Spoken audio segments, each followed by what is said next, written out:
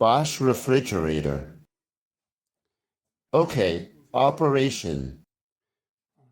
Let's get closer. Okay. Lock. If it's red like this, it means it's locked. Press for a few seconds and it unlocks.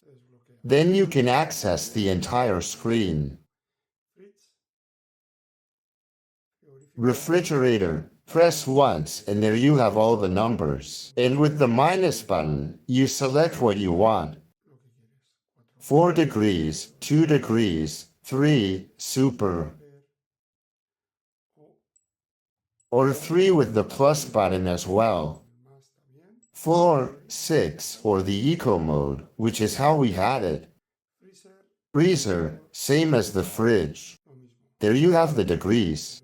With the minus button, you lower it to -18, -20, -22, -24, super. Or with the plus button, the same. Once you have selected it, I always select eco mode. By pressing lock, it stays locked, and even if you touch it, touch whatever you touch, it remains locked. If at any time it beeps, it starts going beep, beep, beep, beep, beep. You would have to press here, unlock and alarm off.